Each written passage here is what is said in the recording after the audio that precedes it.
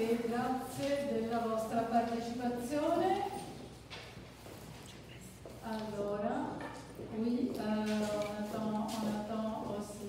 On commence avec Madame la Consul aussi qui vient d'arriver, justement. Et Lisa, c'est bon? Okay. Alors, merci d'être venus si nombreux à cette journée, à la 8e journée italienne du design. Je vous indique très rapidement de quoi il s'agit et puis je laisse la parole à Madame Petrac, consul général d'Italie à Lyon, pour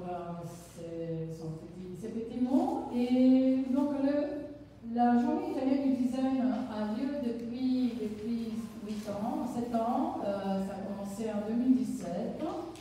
C'est le moment qui est un peu député pour parler et transmettre ce qui se passe en Italie quant aux nouveautés, aux produits et aux activités des musées et des opérateurs du secteur quant au design, justement.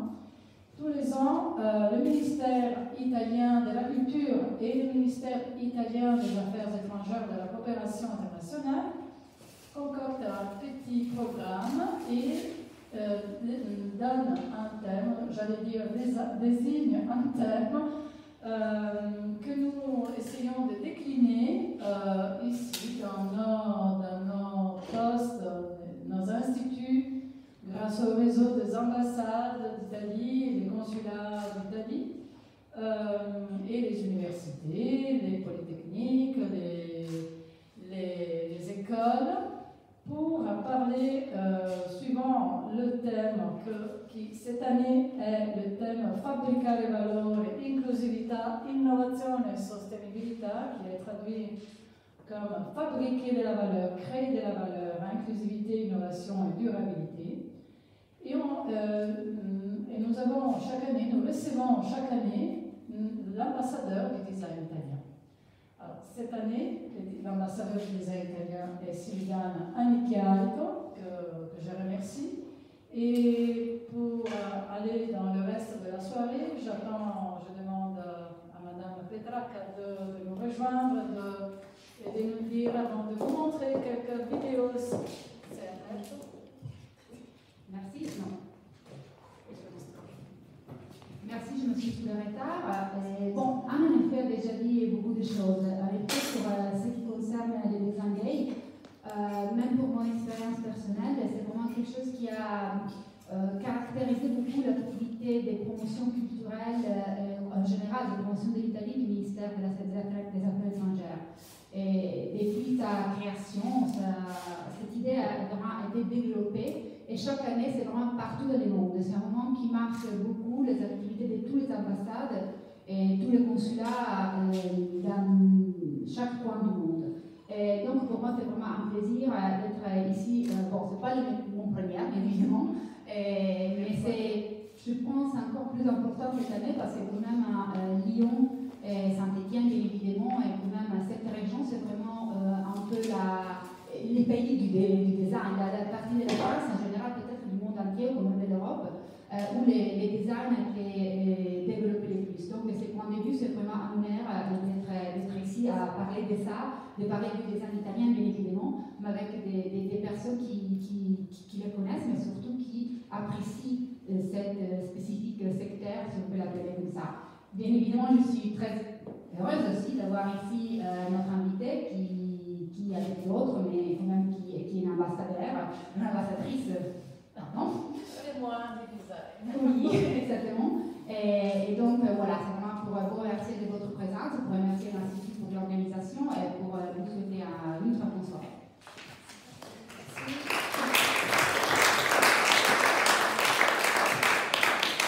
On va aller un peu plus loin sur les partenaires et la collaboration qui permet chaque année de parler de design au mois de mars dans le monde, un peu partout dans le monde.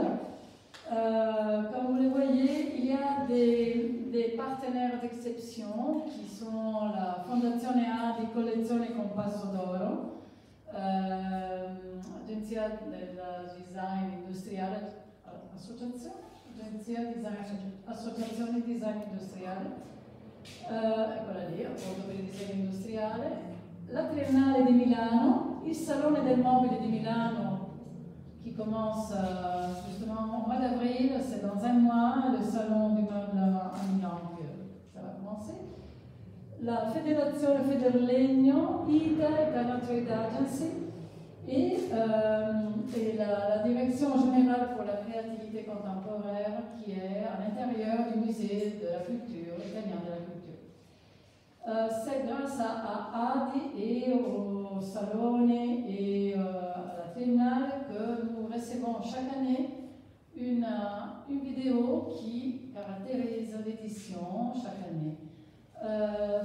Je vais vous proposer la vidéo de grandes suggestions qui nous a été envoyée pour l'édition IDD de 2024.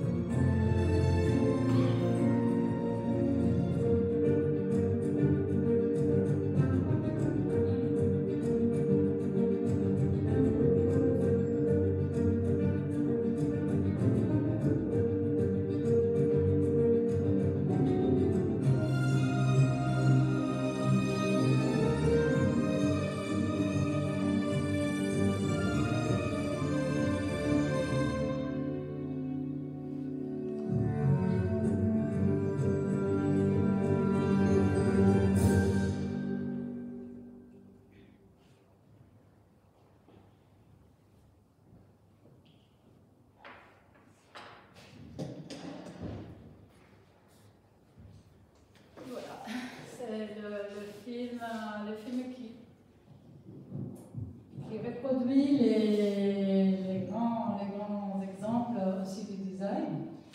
Et la question, Costanza Giordano est la réalisatrice de cette petite vidéo très spéciale, je dirais. Et je pense directement à vous présenter Silvana Michalko. Et alors, Silvana Michalko a un CV un peu particulier, donc très formatif et très caractérisé par l'architecture et le design. Elle est architecte, elle vit à Milan.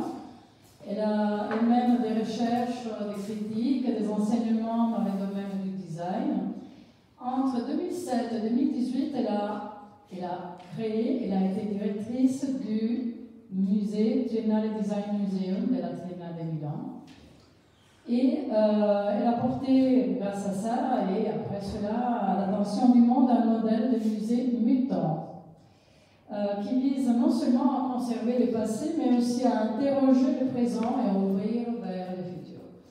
À travers des projets d'exposition et de rédaction, elle aborde les grandes questions contemporaines, les œuvres des grands maîtres et les nouvelles générations du design.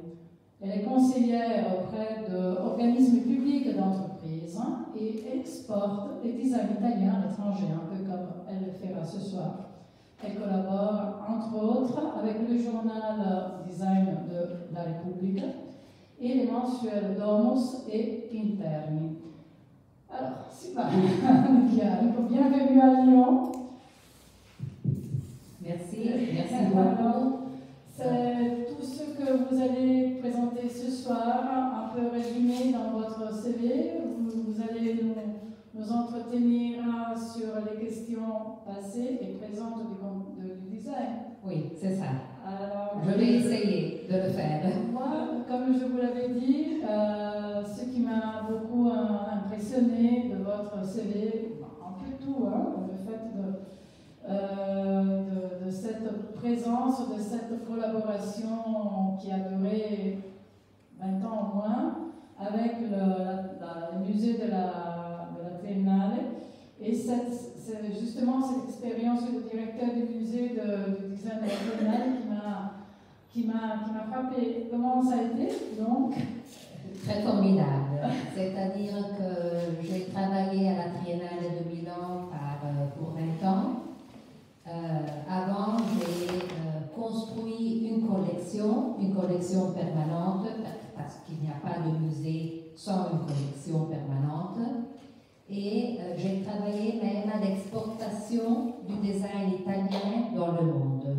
Et puis, en 2007, c'est étrange parce que tout le monde avait un musée du design, tout le monde. Et l'Italie et Milan, qui est la capitale du design dans le monde, n'avaient pas de musée. Et c'est étrange parce que l'Italie un peu marche comme ça.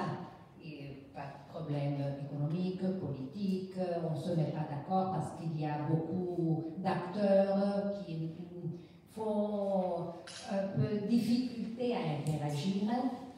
Et donc, en 2007, on a fondé le premier musée du design, le Triennale Design Museum, qui, comme disait avant la directrice Anna Pastore, c'était un musée particulier, un musée qui changeait chaque année.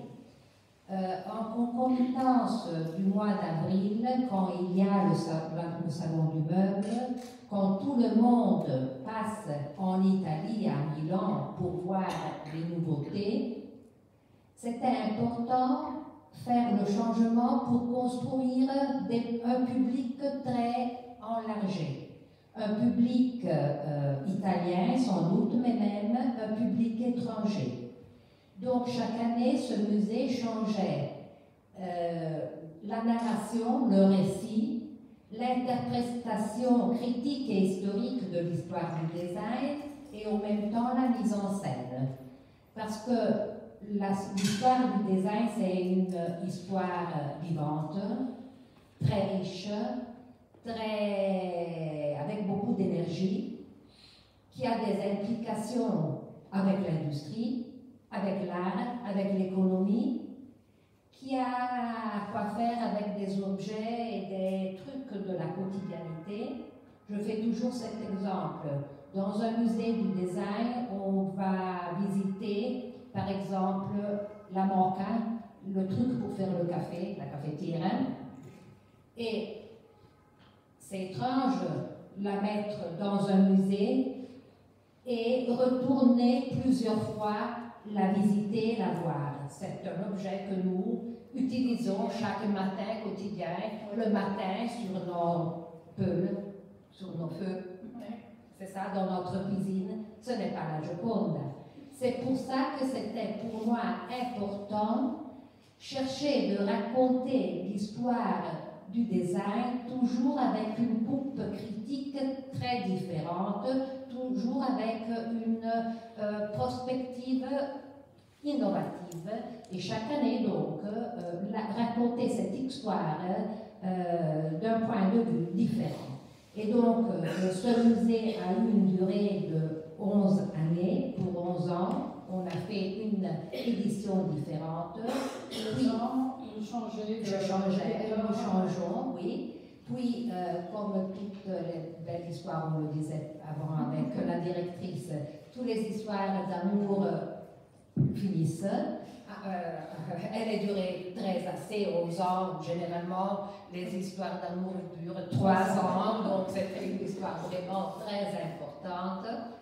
Et donc j'ai quitté ce lieu magnifique, la Triennale du Milan, c'est vraiment un lieu spécial, c'est une architecture formidable, c'est Muzio, l'architecte, c'est un bâtiment qui a en même temps un côté très moderne, industriel, monumental, qui se prête vraiment à des grandes expositions et même à garder à son intérieur le musée. Donc j'ai quitté ce endroit magnifique et maintenant je suis libre de faire de l'amour avec tous. Vraiment libre.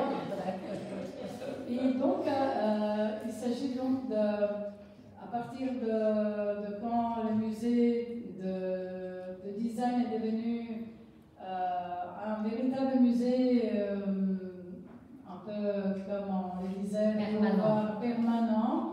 Et là, on ne voit plus les changements des expositions tous les ans, mais ça reste régulier. On peut y voir la même. Maintenant, il y a un beau musée, c'est l'exposition de la collection permanente du design italien que j'avais construit pendant ces 30 ans.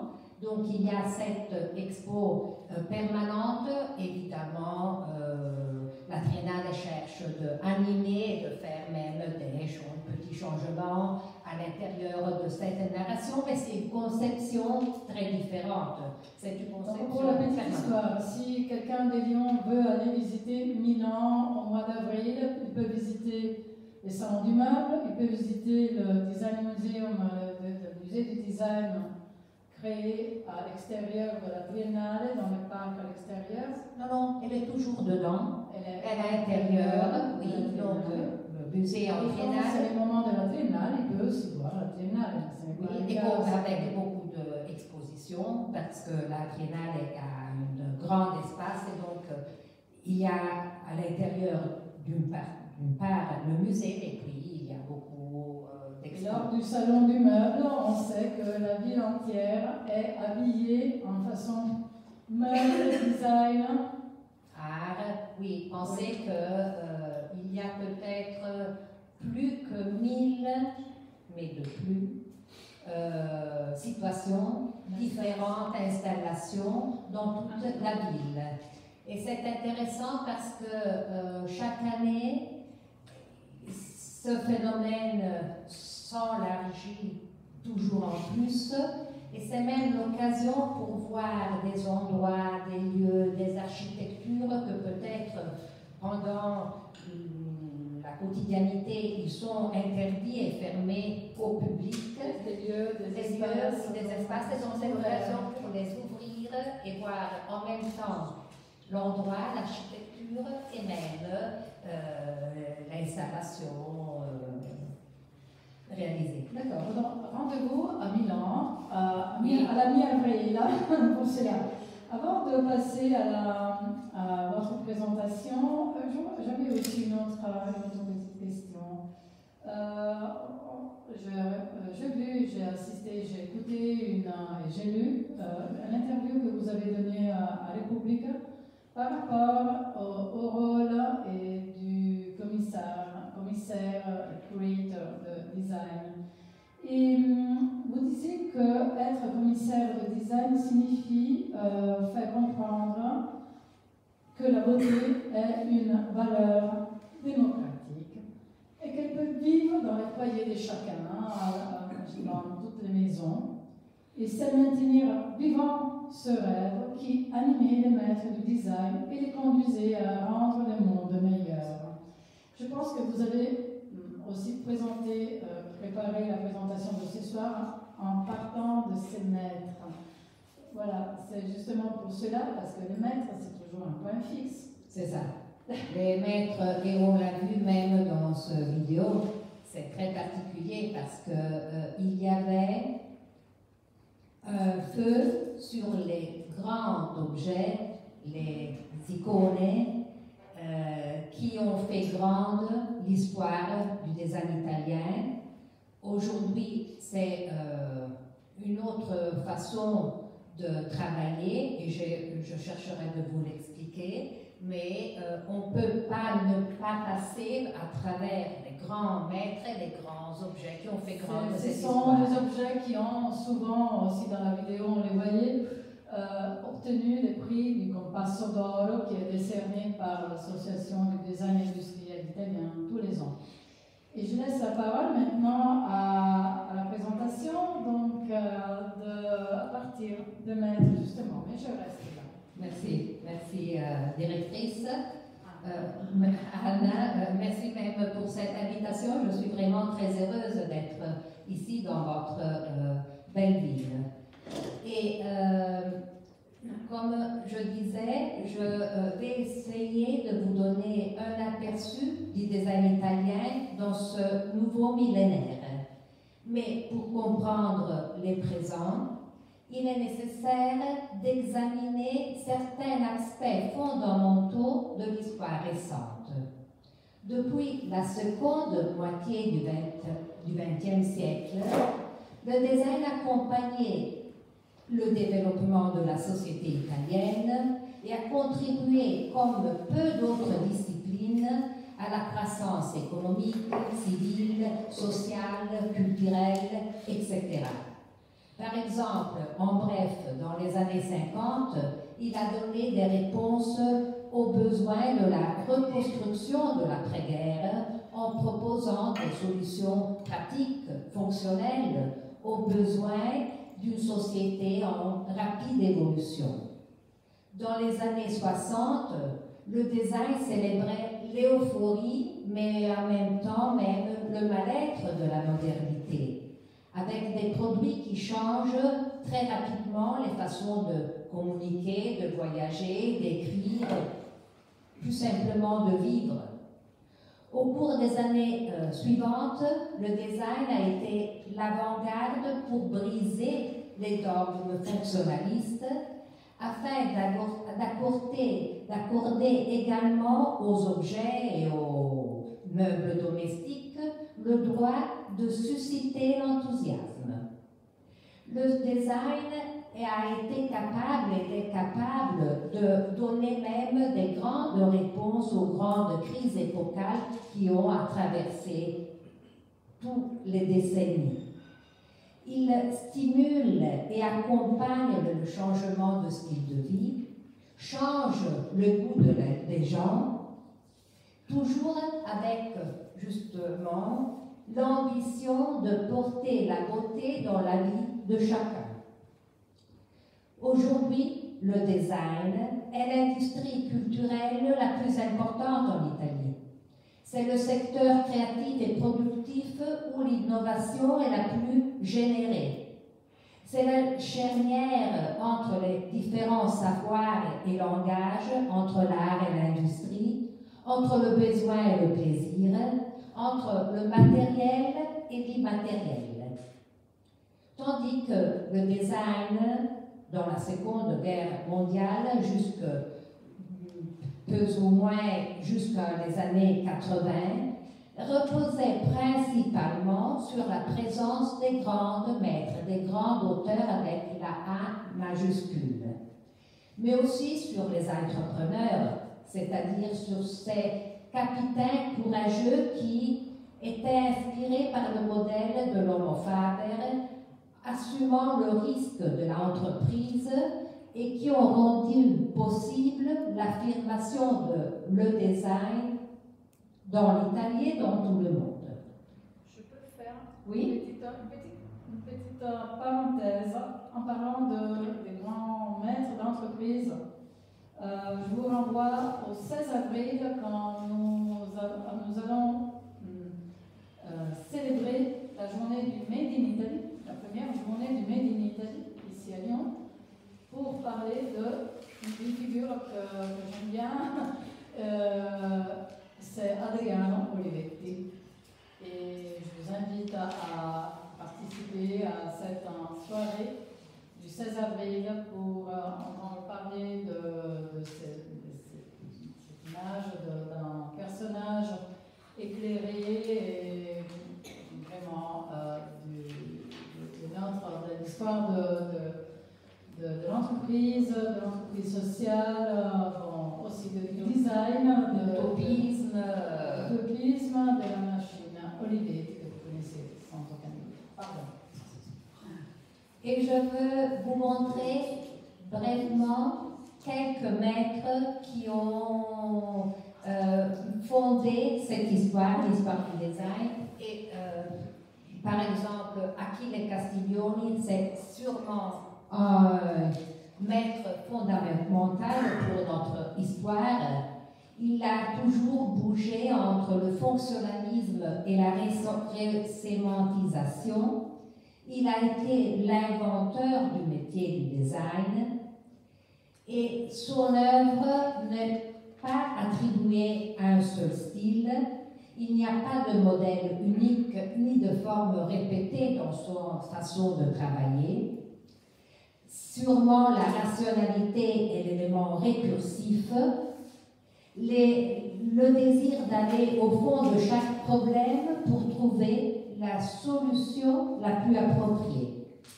Mais il est aussi donc d'une part fonctionnel, mais de l'autre il travaille et il fait référence avec l'art. C'est le créateur de ready-made.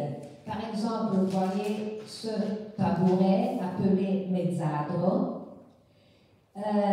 Il prend une partie d'un objet existant, le siège. Il provient d'un tracteur et c'est étrange non, de voir un siège d'un tracteur et l'utiliser à l'intérieur de sa propre maison. Donc il est capable de vider l'objet de sa fonctionnalité originelle et de la réintroduire dans une nouvelle fonctionnalité conçue. Donc vous voyez qu'il y a un déplacement et un cliquer l'œil au surréaliste, au dadaïste, à l'avant-garde, au Duchamp. Donc, cette capacité d'être d'une part fonctionnelle, mais de l'autre, parler et colloquier toujours avec l'art. Ou encore, je veux vous parler d'un grand maître, c'est le dernier maître vivant en Italie, un grand homme, Gaetano Pesce, qui a toujours travaillé en bilique entre l'esthétique de l'imperfection et du design, toujours comme une forme d'acte politique. C'est un homme anarchiste, un visionnaire, toujours intolérant aux dogmes et aux idéologies et aux dictats du marché. Il travaille toujours dans une variation de la série, des modèles produits en série pour faire donner aux objets, j'espère que vous me comprenez, une identité. Donc, il nie pas le standard, mais en même temps, il cherche de personnaliser les objets réalisés en série parce que chaque objet doit être différent pour nous-mêmes.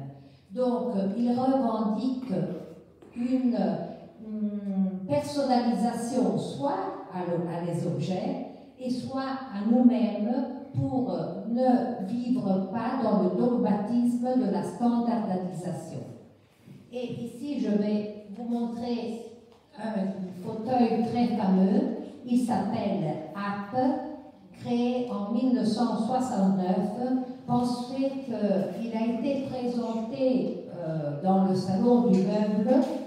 Et quand il était présenté, il était sous vide, c'est-à-dire qu'il était tout pressé parce qu'il travaille même avec les nouveaux matériaux, en ce cas c'est le polyuréthane, qui sous vide, il n'avait pas absence d'air et donc c'était très pressé. Et c'est une performance avec un coup de couteau. On faisait ouvrir l'emballage et l'air entrait dans les molécules et le fauteuil se levait comme un train, montait. Et donc c'était vraiment extraordinaire, c'était la surprise, c'était une œuvre surprenante. Donc d'une partie, il y a ce travail sur la technologie, sur l'innovation de l'emploi de nouveaux matériaux, mais de l'autre côté, c'est un acte politique. Parce que je ne sais pas si on le voit, ce fauteuil a même un cordon avec une balle, que c'est un coussin pour appuyer les pieds. Et c'est un peu une métaphore du prisonnier qui a la palle au pied et il dénonce donc la condition féminine d'être asservie au monde masculin. Donc, nous sommes en 1969. Donc, d'un côté, le design comme innovation technologique et de l'autre côté, le design comme un message politique. Ou encore, comme le patron a présenté ici, Ettore Sottsass, le design par excellence radical qui toujours se bouge pour émotionner.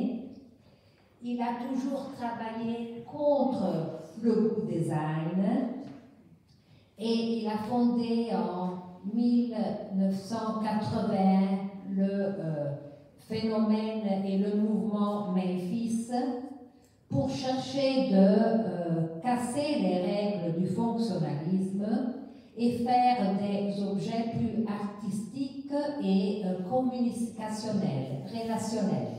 Par exemple, ce meuble, Casablanca, c'est, oui, un meuble pour arranger des choses, c'est une bibliothèque, d'accord, mais c'est une superficie, c'est un meuble qui a des superficies parlantes, émotionnelles. Donc, c'est un designer qui sûrement a fait un design pour chercher de communiquer. Mais le design contemporain, aujourd'hui, se situe d'un paradigme très différent de celui de l'époque des maîtres. Alors, comme je vous disais, le design cherchait de créer des produits complets, fonctionnels, définitifs, pour des besoins émergents de la modernité. Mais aujourd'hui, le design est devenu un métier de masse. Il génère plutôt des processus plutôt que des produits définitifs. Il est surtout une forme de auto-représentation de sa capacité à imaginer, à créer, à innover. La conception de l'auteur est donc supérée. Les nouveaux designers évoluent dans un paysage mobile, composé de jeux d'équipe, des mouvements horizontaux plutôt que d'actions verticales individualistes.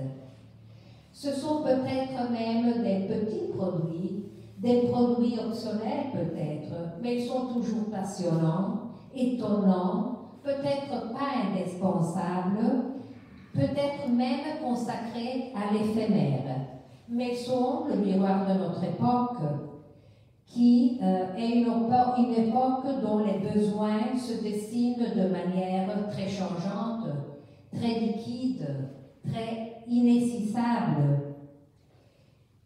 Mais en même temps, ils font des petits objets, mais ils ont même une grande conscience de le temps dans lequel ils vivent. Ils sont responsables.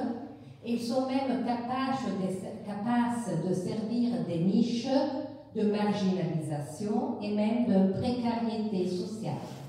Et pour étudier ce phénomène, en 2007, quand j'étais en triennale, quand d'un côté, j'étais en train de fonder le musée du design italien qui avait la vocation de conserver, garder l'histoire et de s'interroger l'histoire même pour chercher de comprendre le présent, j'ai réalisé une grande exposition intitulée The New Italian Design, et à cette époque on a interrogé plus d'1 million de jeunes créateurs.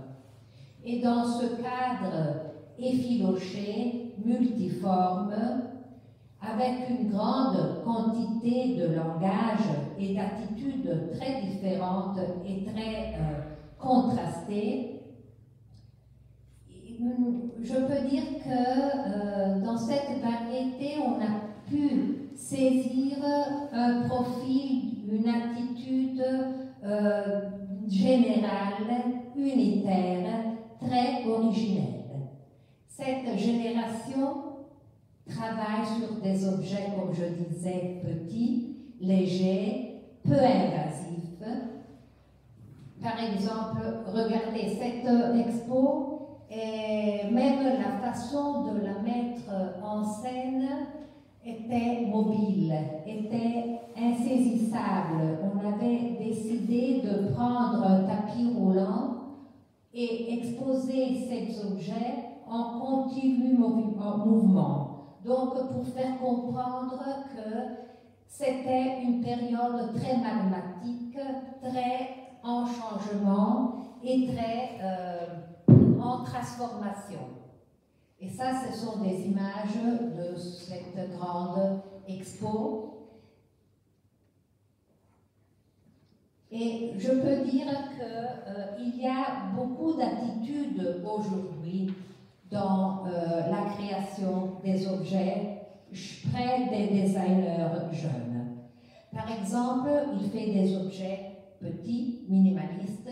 Un premier objet qu'on peut prendre en examen, c'est ce petit cuillère fourchette qu'on appelle le Moscardino. Il a vaincu le prix de Compasso d'Oro. Il est une petite fourchette pour par exemple, ce serait très indispensable ce soir pour notre apéritif, mais pour la première fois, il vient utiliser un matériel nouveau comme Materbi, complètement biodégradable. Ou encore, regardez, il y a à gauche ce tapis pour la bouche.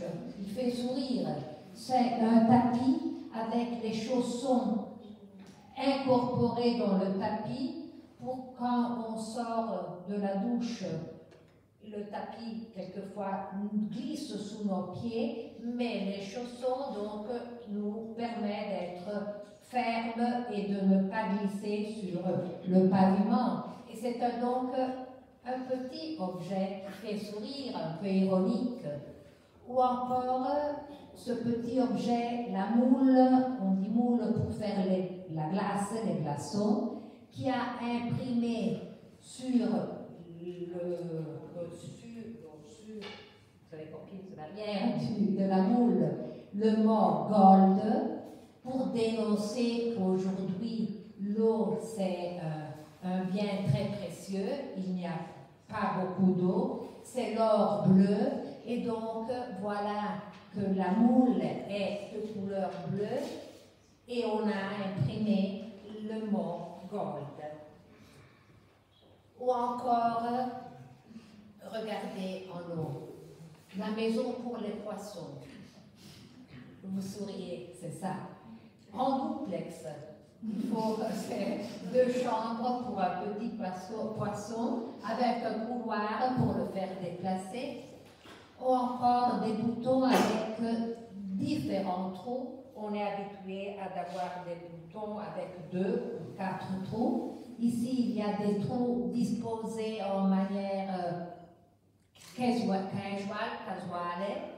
pour le coudre dans la manière plus personnelle et faire un petit ricamo, une broderie sur son vêtement, ou des punaises en forme de mouche. Ou encore en haut, il y a des verres qui sont faits avec des bouteilles colorées en plastique.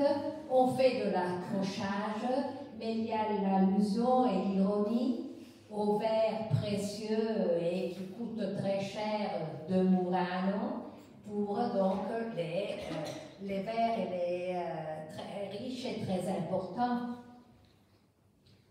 Ou encore le design entre dans le supermarché pour faire de petits objets démocratiques pour tout, avec un bon dessin, avec un coût pas très cher et pour tous. Et alors vous voyez une éponge avec une coupe pour l'attacher au robinet pour qu'elle ne se noie pas dans la vaisselle, dans le bassin.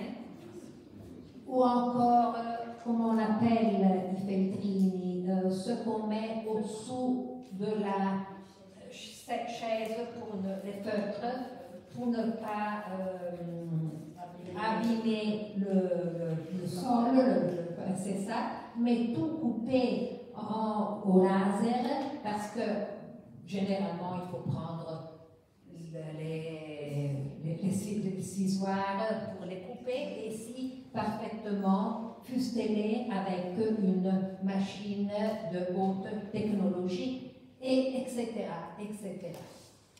Et la nouvelle vague s'occupe sûrement, est très sensible envers l'environnement. Il y a une conception de production basée non seulement sur la durabilité de l'environnement, mais aussi sur une nouvelle société basée sur la partage, sur la responsabilité, sur le respect de nouvelles générations. On travaille vers le respect et la valorisation des déchets, des matières premières, sur le recyclage et sur la réutilisation, pour qu'on pense à une économie circulaire qui sait aller au-delà du gaspillage. Il s'agit donc vraiment d'une inversion de tendance par rapport aux méthodes de la production du siècle passé, du XXe siècle. Avant, il y avait une exploitation terrible des matières premières. Aujourd'hui, on repense d'une façon globale et radicale le modèle de production qui souhaite donc une différente phase qui pense à des objets réparables, reconditionnables, réutilisables, partageables, recyclables. Au lieu de finir à la décharge, la valeur de l'objet doit rester en circulation et se régénérer continuellement. Donc, le dictat, c'est réduire la consommation des matières premières, réduire l'utilisation des matières qui ne sont pas recyclables, réduire l'impact sur l'environnement, réduire même la production d'objets fabriqués avec des matériaux qui sont polluants. Mais réduire, c'est aussi produire à kilomètre zéro. Par exemple, regardez ce objet qui est fait avec les feuilles de la barbarie. C'est une jeune figue de barbarie. C'est une jeune autrice, Martina Taranto.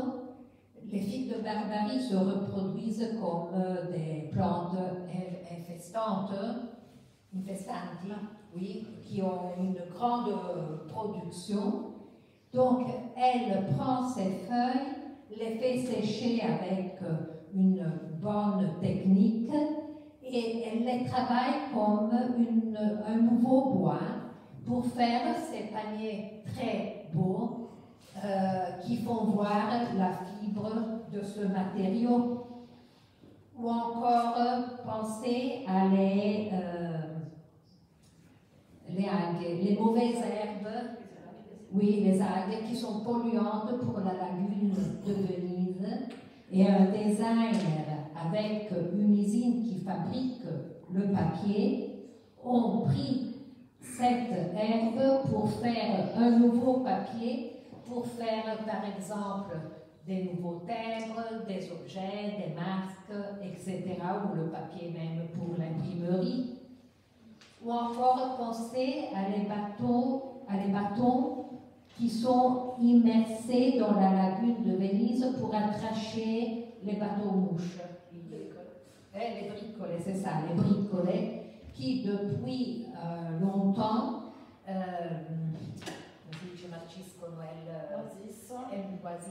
alors une petite usine a pris ce bois pour le réutiliser et faire des objets fantastiques, des petits souvenirs de Venise. Pensez à Venise qui est abîmée de ces souvenirs qui proviennent de la Chine, terrifiants. Et cette petite fabrique a fait avec ce matériau des petits objets qui peuvent être même un merchandising surprenant pour les touristes. Un de ces merchandising est ce bateau à marcher ou le bateau pour mettre les souliers avec ce matériau. Je disais avant que le design peut être réalisé avec des nouveaux matériaux à partir des déchets organiques. Par exemple, vous voyez cette lampe, Orange Lamp, qui a été produite avec les déchets des écorces d'orange siciliennes qui ont été transformés en biomatériaux. Et donc, c'est vraiment une chaîne courte, très courte. On prend les oranges, on prend les déchets pour faire ce matériau et réaliser cette belle lampe qui a une texture bouchardée, justement comme la peau d'orange. Ou encore une petite entreprise Keep Life qui travaille dans le monde agroalimentaire. Elle se situe dans le sud de l'Italie, à Caserta, près de Naples, qui fait ce matériel qui est dérivé des coquilles des fruits secs, des noix, des cacahuètes, etc., pour fabriquer ce matériau. Le voyez ici à droite, c'est un matériau qui semble comme le bois, et il y a une texture vraiment humide, tactile, mais même une odeur très intéressante.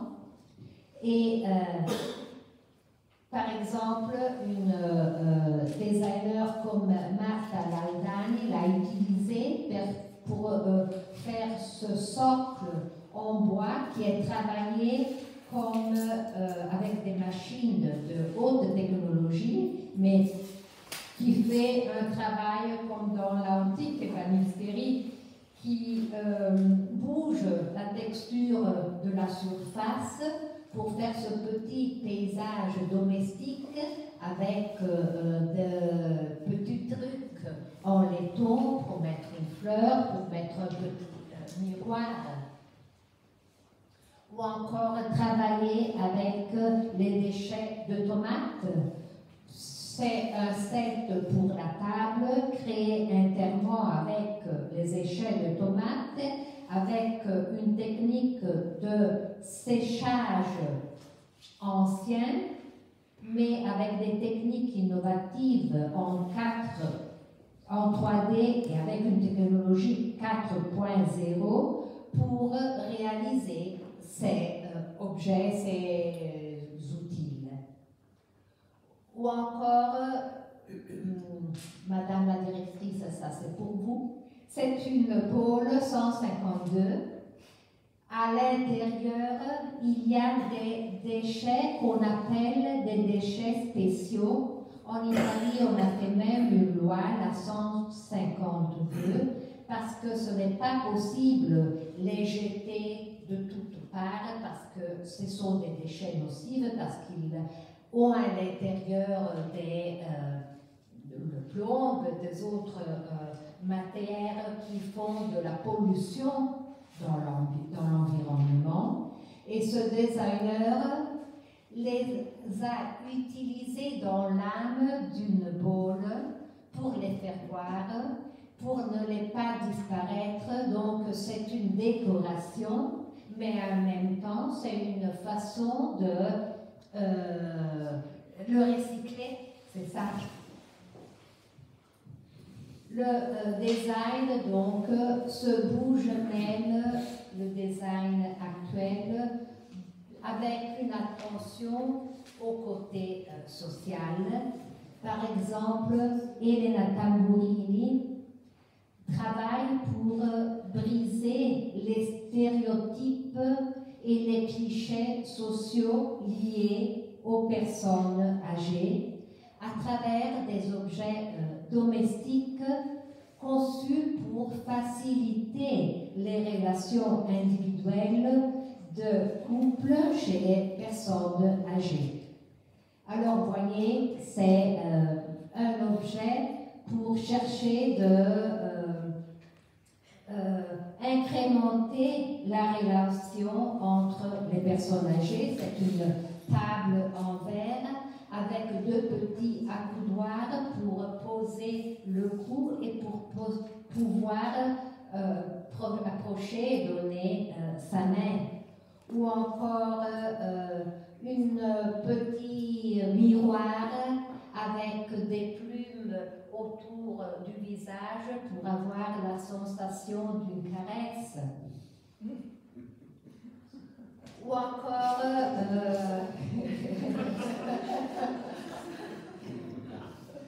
cette designer pour vous me dites pourquoi vous riez. J'aime bien sentir cette petite rire. C'est joli, c'est délicat, c'est romantique. Ça non? veut faire Pour la laine. Donc,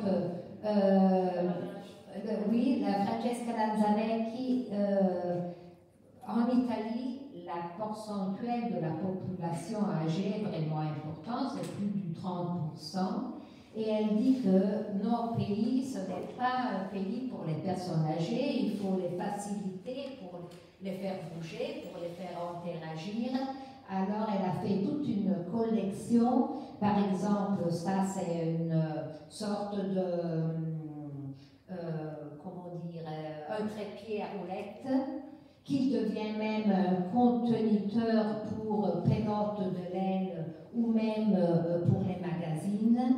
Mais en même temps, c'est un appui pour se bouger en tranquillité, mais sans la vergogne de vous arrêter, la honte d'utiliser à faire un truc du chariot pas esthétique. Ou encore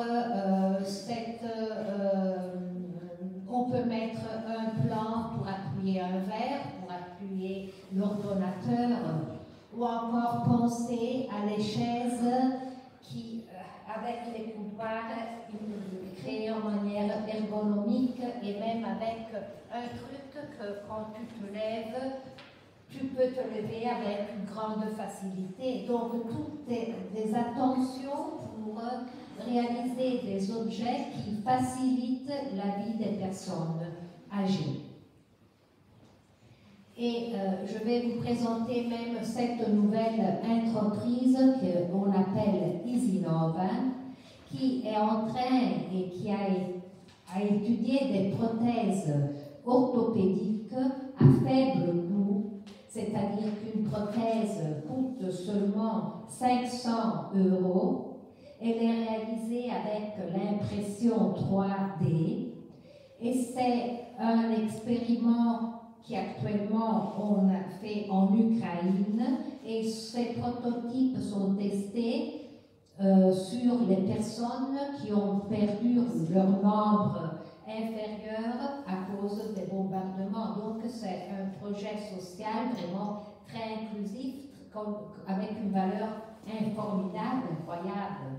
Et toujours cette usine, pendant la période du Covid, a réalisé un petit miracle. Elle a transformé les masques pour longer de la Decathlon en masques respiratoires donc il a pris les masques de plongée du Decathlon en commerce et elle a réalisé une valve imprimée en 3D compatible avec les respirateurs, avec ces masques. Et ce projet aussi a vaincu le prix du Compasso d'Oro, mais en même temps, c'était un projet qui a reçu beaucoup de situations dramatiques dans les hôpitaux. Absolument, c'est ça. Donc, vous voyez comme le design d'aujourd'hui et contemporain se bouge dans des différents domaines.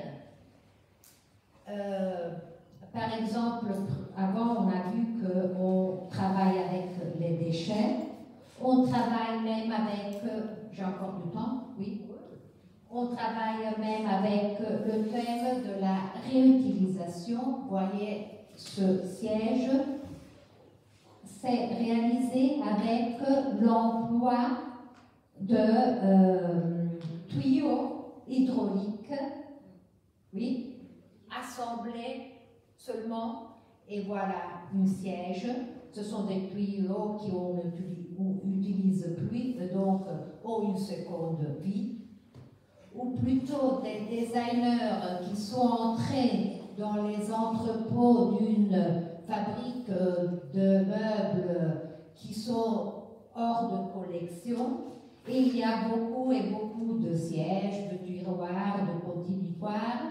Et donc, ils ont pris les sièges et les ont réutilisés d'une façon très différente. Et les sièges qui étaient tristes, un peu vieilles, et qui rappelaient les office, non, les sièges, je ne regarde pas ça. Les sièges d'autrefois, vraiment tristes. Vous voyez que avec une simple structure de bois léger, on crée même une nouvelle typologie de sièges en ligne pour l'attente, par exemple, ou avec les roulettes, les tiroirs.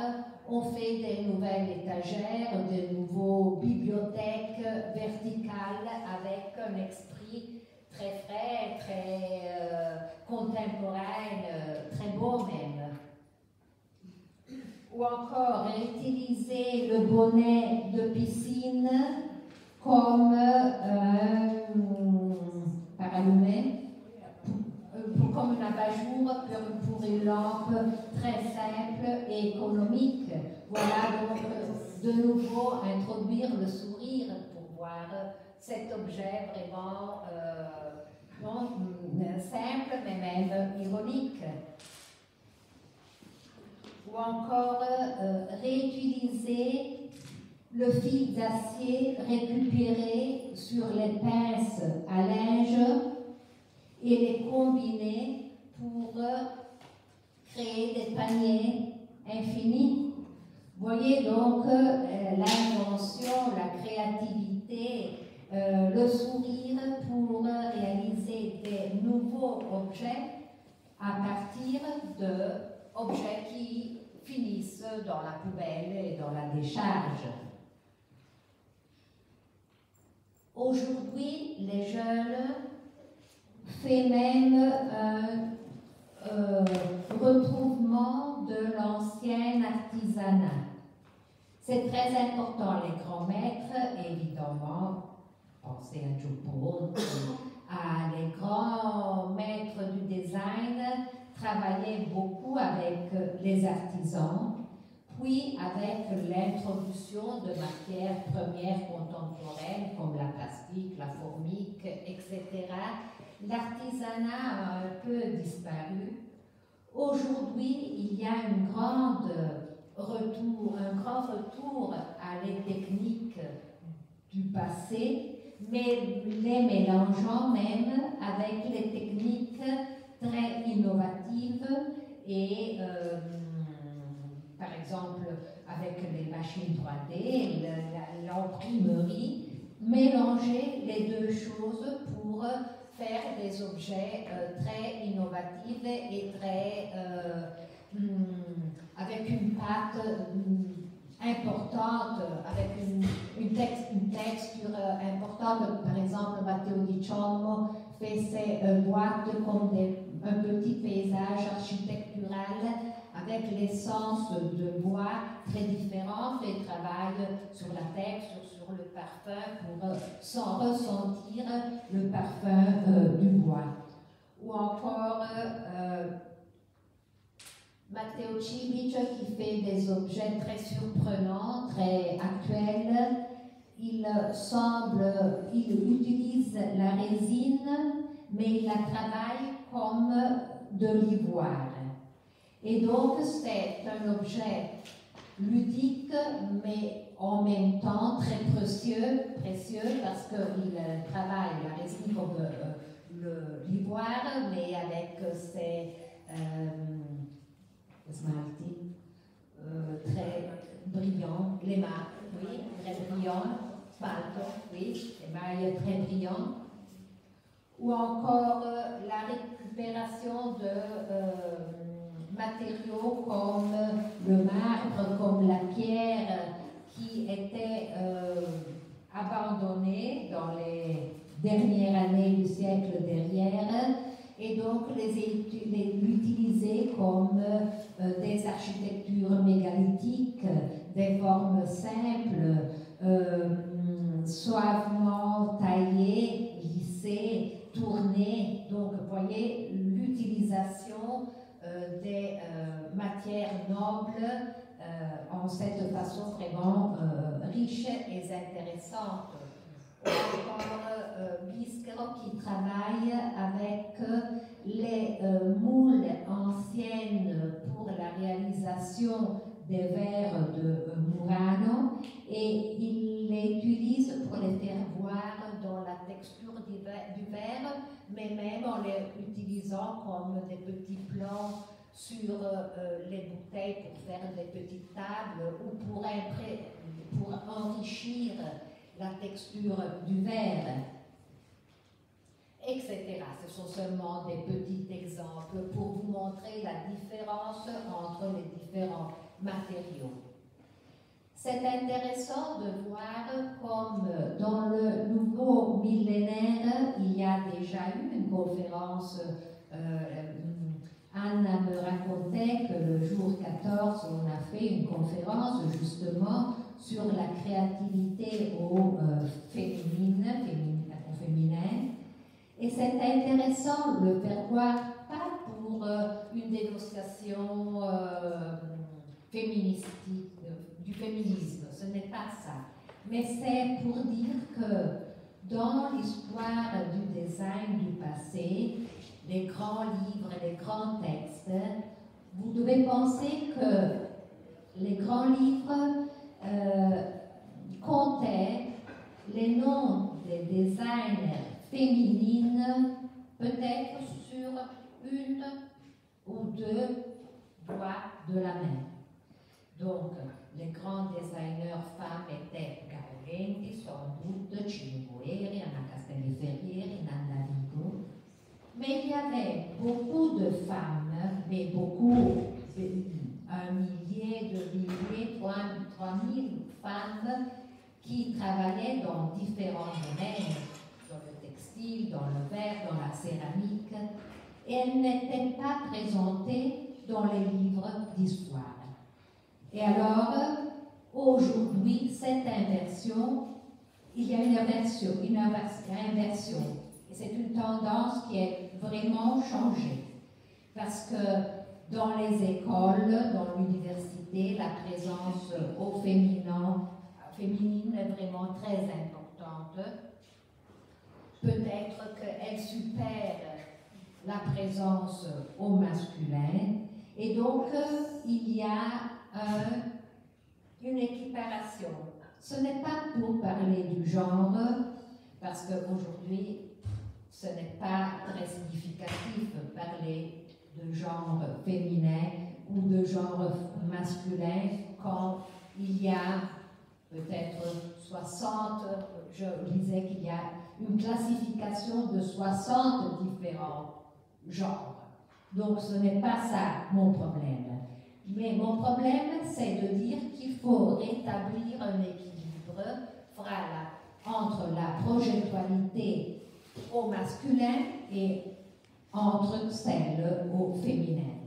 Et donc, il y a beaucoup de jeunes filles qui travaillent. Un exemple formidable, sûrement, c'est Elena Samistraro qui travaille avec la céramique, mais avec tous les matériaux. Je vais vous faire voir quelques exemples. Sara Ricciardi, la Cristina Celestino, qui travaille même sur l'artisanat et avec beaucoup de maisons de mode italiennes et internationales. La Federica Biasi qui travaille avec des grandes usines du meuble et de la lumière. Enfin, pour ce titre, cette petite présentation sur le food, pour vous dire que le design aujourd'hui, à différence du design du passé, qui s'occupait entièrement du meuble, des objets, de la lumière, des voitures, le car design pour se déplacer, aujourd'hui s'occupe de tous les domaines possibles. C'est un métier, c'est une idée projectuelle, c'est le projet qui s'occupe à 360 degrés de tous les domaines possibles. Aujourd'hui, le designer blogue, fait de la communication, fait du graphisme, fait des bijoux, fait de la mode, s'occupe de l'immatériel, donc s'occupe vraiment de tous les domaines. Et un des segments et des secteurs innovatifs est sûrement le food design. En Italie, il y a une attention très particulière au thème de l'alimentation, mais même ici, Anne, justement, c'est la patrie de l'alimentation, de la gastronomie, et on s'occupe de la gastronomie, du dessin de nouveaux aliments, mais même de la manière très innovative de les consommer, en réalisant même des nouvelles pratiques sensoriales pour consommer la gastronomie. Et alors, par exemple, je vais vous faire voir une nouvelle typologie de pâtes réalisée par Chiara Andreatti. Cette pâte a été réalisée au foyer du Japon, de Tokyo, qui a inspiré, cette forme de pâte a été inspirée par les coiffures des femmes japonaises.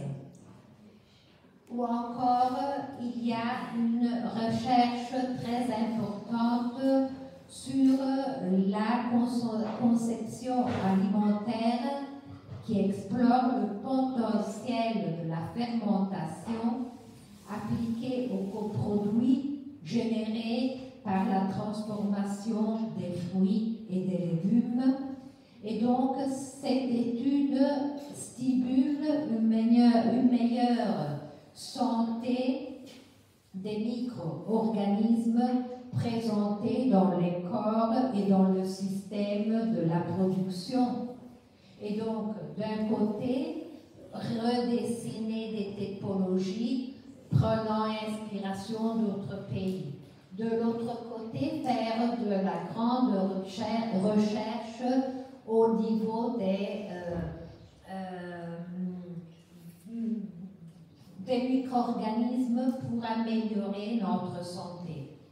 De l'autre côté, ils se bougent entre l'ironie et l'ancien de sensualité. Par exemple, c'est un collier, un bijou fait avec de grosses perles en chocolat qui se font avec la chaleur de la pelle, de la peau. Et donc, vous voyez donc une façon différente d'interagir entre l'objet,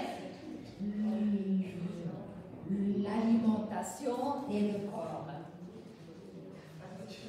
Ou encore de petits objets qui sont vraiment très ironiques. C'est un bout de dé. Le vitale, un dé à poudre en biscuit pour plonger le doigt dans la Nutella et le pouvoir manger. Donc, on dit toujours à nos enfants ne pas mettre le doigt dans la marmelade. Et donc, ici, avec ironie, ce vitale. Ou encore un morceau de sucre en forme de bateau qui surfe dans notre tasse avec le café ou le thé, et puis quand il commence à se fondre, il plonge. Ou encore un petit biscuit avec un petit coupe pour le mettre sur le bord de nos tasses, parce que certaines fois, on n'a pas le petit plat pour l'appuyer, et donc voilà une façon fonctionnelle pour prendre le biscuit. Ou encore, je vous montre ce dernier travail de Giulia Soldati qui propose une nouvelle manière d'aborder la nourriture en introduisant des nouveaux gestes, donc les mettre sur les mains sans les outils, non, et le manger directement avec les mains qui sont nos instruments pour le amener à la bouche. Bon, j'ai terminé cette petite course avec ces images pour vous donner un panorama qui évidemment n'est pas oui, c'est ça, exhaustive, mais qui vous a donné un peu une perception de comment le design italien aujourd'hui se bouge, qui est très différent du design du passé, mais qui est en même temps toujours très fascinant, en mouvement, en bougement et en évolution. Je vous remercie pour votre grande attention et je suis ici à disposition pour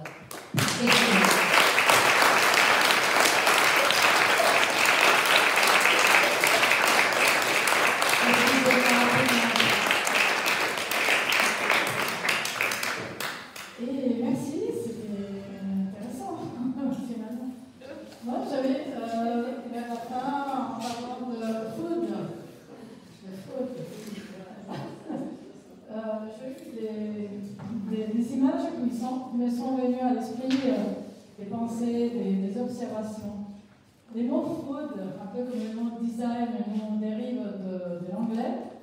Et même s'il s'agit de la création italienne, le design italien, on utilise ces mots qui ne sont pas italiens et qui correspondent finalement, il n'y a plus de limite aussi. Ça rassemble un peu, c'est un reflet de l'activité du designer qui maintenant est plongé, qui est penché vers les blogs, comme vous le disiez, le graphisme, la nourriture. Toutes les matières peuvent être source de création et ils ont même perdu leur considération, leur communication de mots italiens. On ne parle pas de cucina, on ne parle pas de cibo, on parle de food, on ne parle pas de création italienne, design, on parle de design.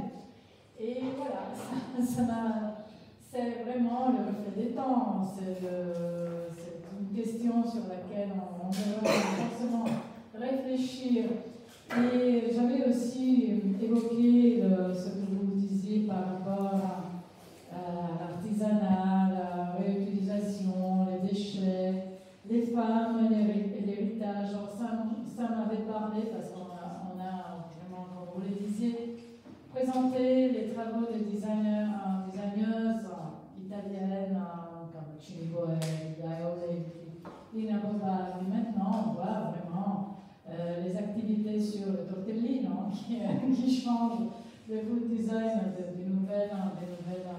femmes créatrices. Et encore, ça a beaucoup frappé l'artisanat, la partie qui parle en utilisant des matériaux et des aspects, des matières spéciales qui parlent un peu à la mémoire, à l'art, à l'idée que nous faisons des objets, des activités, la décoration. L'artisanat, c'est le verre, bien sûr, mais c'est aussi le bol, comme vous le disiez, avec tous les matériaux qu'on ne peut pas décharger, qu'on ne peut pas envoyer à la déchetterie et qu'on met sous verre ou sous plastique, je ne sais pas. Donc cela m'avait frappé et voilà, je crois qu'il y a aussi des questions de la part du public et qu'on peut peut-être, voilà, c'est les moyens, c'est la modernité en général qui nous présente cela. Et à partir de ce que Pesce, Salsas, avec Castiglione avait présenté, qui était peut-être à l'époque, c'était choquant, un peu comme la tabatière qu'on mangeait directement de main. Je ne sais pas, si vous avez des questions, je pense que Mme Annikia peut répondre. Voilà. La question est en italien ou en français? En français.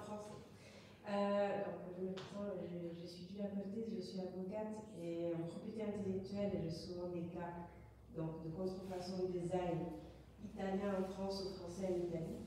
Et je voulais savoir, parce que moi j'ai du coup souvent affaire avec les designs italiens mais aussi français. Et je trouve qu'il y a une différence entre les grands maîtres de l'époque, mais qui sont toujours quand même des divas. J'ai toujours un peu du mal à rentrer en contact et vraiment à me faire expliquer la démarche autoriale ou bien simplement, voilà, l'impression que tu es toujours là-haut et toi tu es là, puisque des pauvres qui ne comprennent pas facilement. Alors, je voulais savoir, dans votre expérience à la triennale, comment vous avez pu gérer tous ces personnalités si compliquées? Parce que nous, son expérience de musée. L'expérience qu'il faut vraiment être très sensible, mais aussi à l'écoute et puis pas se faire avoir. Donc c'est compliqué à mon sens. Donc, je voulais savoir comment vous avez géré ça, comment on les gère. C'est une question fantastique. C'est la première fois que j'entends une question comme ça parce qu'elle est ironique, subtile et je comprends que vous les avez connus quelqu'un et donc vous parlez évidemment avec une cognition précise. Bon, c'est très intéressant, le thème de la sauvegarde du droit des auteurs. En Italie, on est beaucoup sensible. On a fait différentes campagnes à ce propos. C'est une matière en devenir. Elle est en croissance. Elle n'est pas encore écrite et définitive. Donc c'est vraiment un domaine intéressant de spéculation et d'études. Récemment, par exemple, la compagnie Edra, avec ses sofas, a fait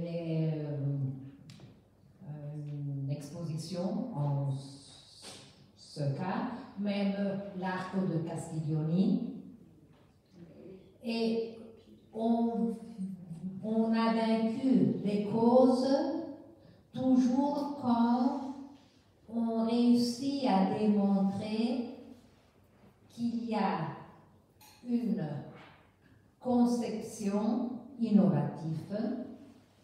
Par exemple, la lampe Arco, c'est une innovation parce que jusqu'à ce moment-là, on faisait de la lumière dans les chambres toujours par un point fixe au plafond.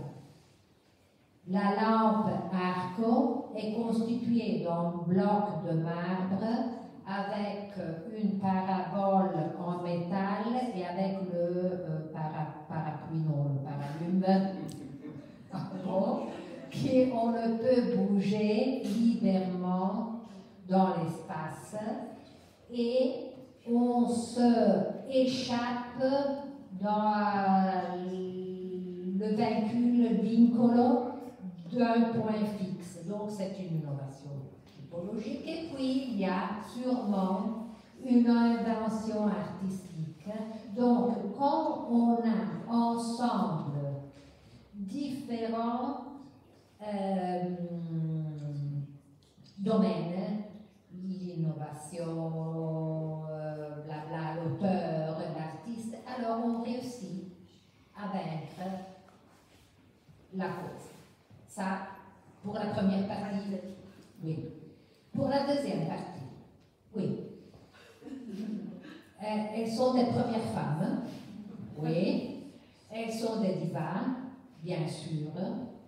Certains designs et certains architectes sont formidables. Peut-être que plus ils sont grands et plus ils sont formidables. Plus ils sont moins grands, il faut les divas. Mais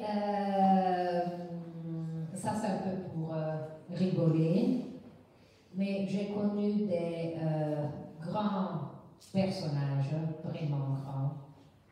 J'ai connu Achille, je les connus tous, à partir d'Achille Castiglioni à Insomari, Angelo Mangiarotti, qui ne sont plus vivants. Maintenant, je suis en train de travailler avec Gaetano Pesce. J'ai travaillé beaucoup avec lui. En 2004, quand j'attendais mon bébé, ma bébé, j'étais en train de faire une grande monographie sur cet architecte, designer, maître. Et je crois qu'ils partent au plus difficile.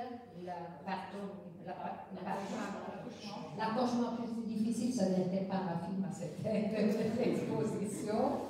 Parce que Gaetano Pesce est un personnage très vital, très complexe, mais unique. Et donc, ça a été vraiment impératif, mais j'ai vraiment appris vraiment beaucoup. Et je suis en train de travailler encore avec lui pour une expo, pour une installation qu'on fera dans la ville de Naples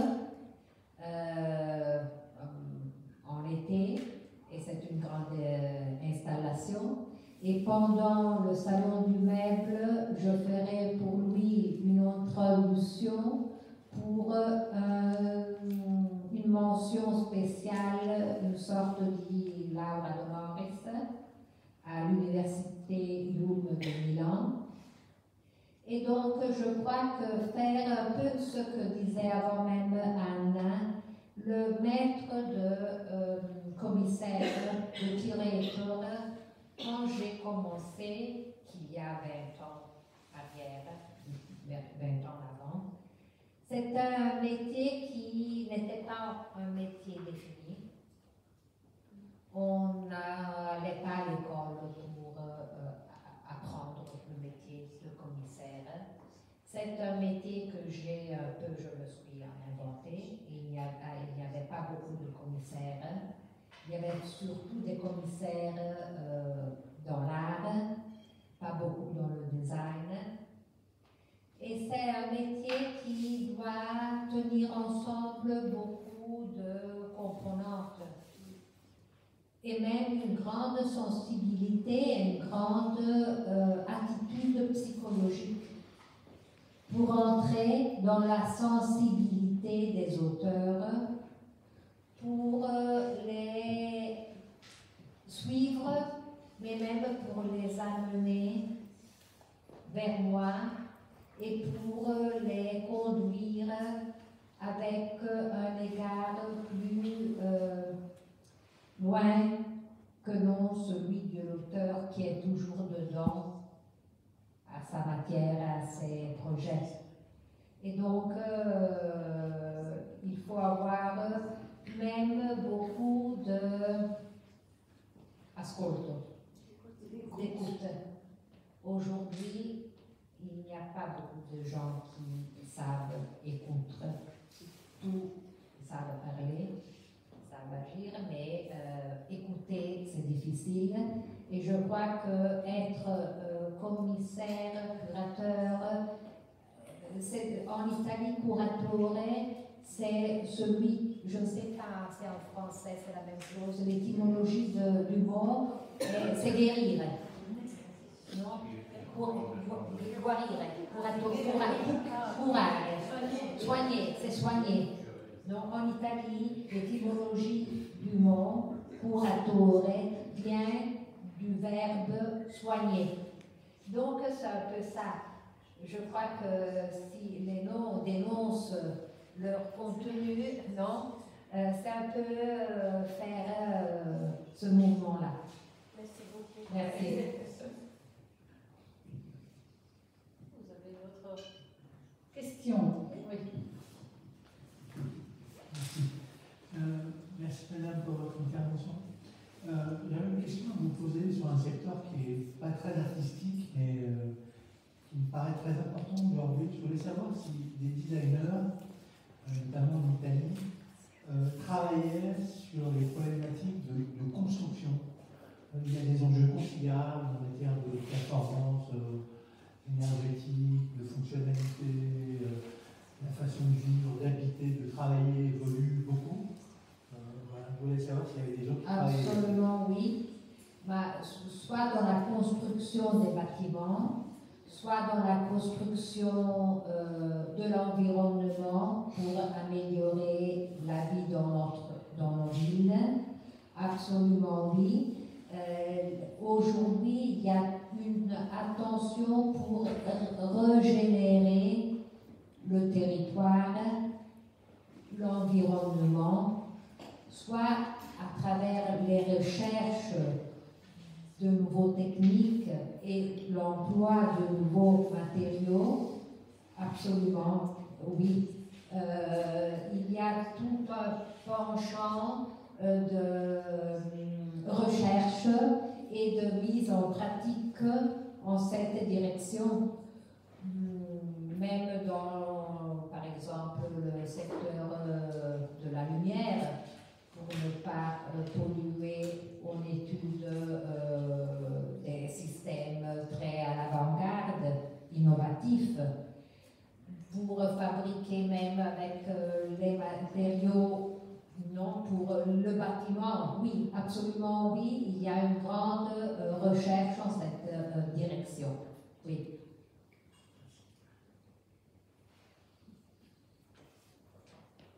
On passe au food consommé. C'est intéressant la question des termes, Oui, de l'anglais, des mots, oui. Food, on parle directement Food ou design. Food, Oui. Alors sur le design, parce que en Italie, le design naît come disegno industriale.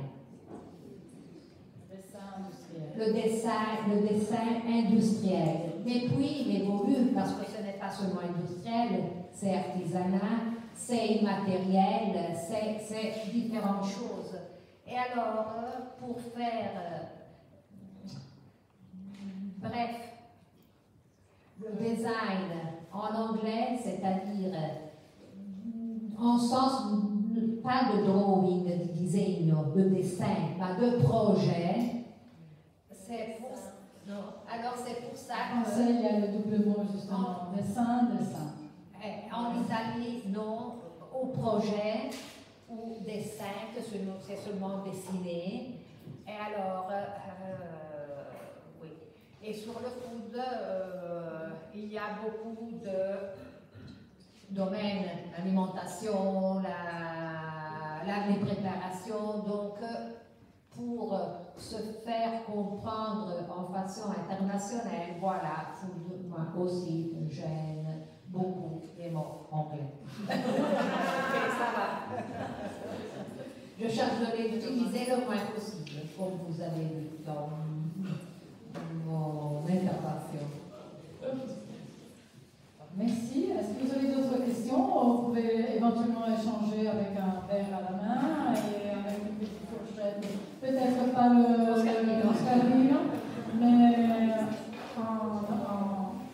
en dégustant les